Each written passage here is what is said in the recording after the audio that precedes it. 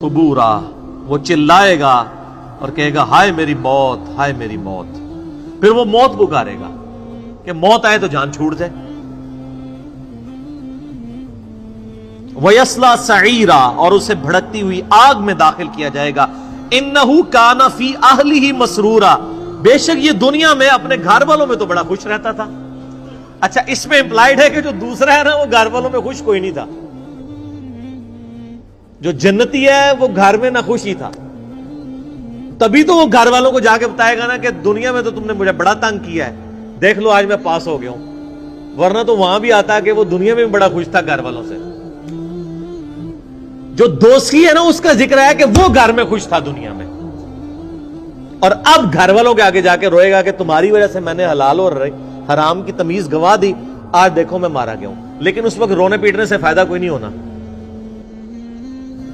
وہی اولاد جس کے لیے اس نے دنیا میں مشقت اٹھائی تھی اور دنیا میں عیاشی کی زندگی ان کو گزارنے کے لیے خود حرام کی کو جو ہے وہ کمایا تھا، مارا جائے گا۔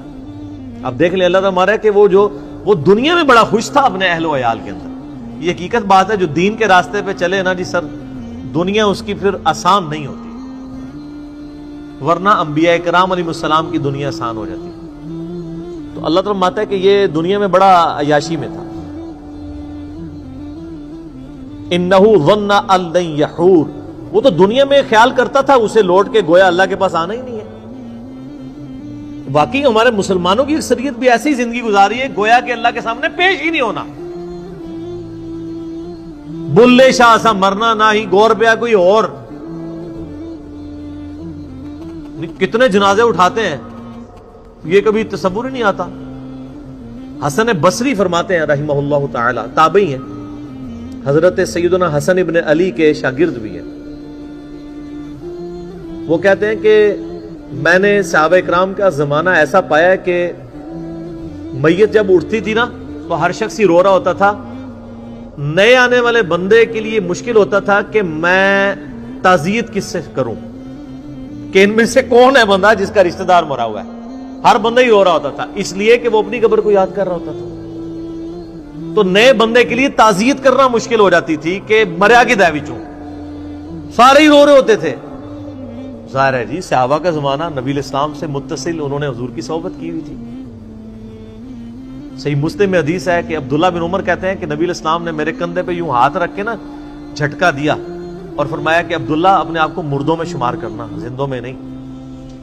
تو وہ تو ہر وقت جان ہتھیلی پہ رکھ کے پھر رہے ہوتے تھے۔ صحیح بخاری میں حدیث ہے، آپ ایک چوراہے سے گزرے، کچھ لوگ ہنس رہے تھے صحابہ میں سے، آپ رک گئے، آپ نے فرمایا کہ جو میں جانتا ہوں اگر تم جانتے تو بہت کم ہنستے زندگی میں، زیادہ روئے ہی کرتے۔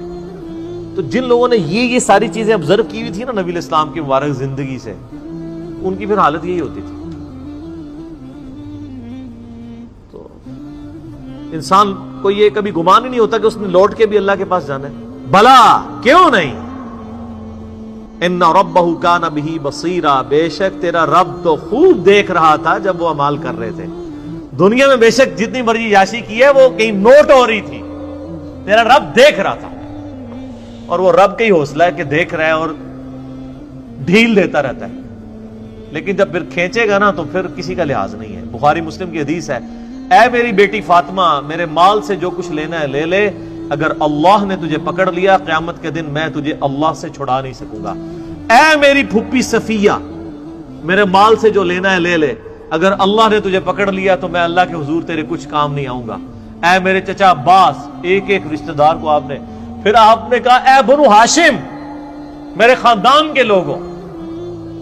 آپ لوگ کہہ رہے ہیں کچھ بھی ہے تیرے محبوب کی امت سے، اور محبوب کے جو رشتہ دار ہیں خونی رشتہ دار، ان کو حضور کہہ رہے ہیں کہ میرے مال سے جو لینا ہے میں تمہیں دے سکتا ہوں، اگر اللہ نے پکڑ لیا تو میں تمہارے کچھ کام نہیں آؤں گا۔ اے پیر فقیر تے ویسے ہی سائڈ تے کر دو، انہوں نے کھنگڑ ہی نہیں کسی نے دینا۔ جدھر شافع محشر صلی اللہ علیہ وآلہ وسلم یہ بات کر رہے ہیں، کیونکہ شفاعت بھی اللہ کی اجازت سے ہونی ہے، جس کے لیے اللہ حکم فرمائے گا۔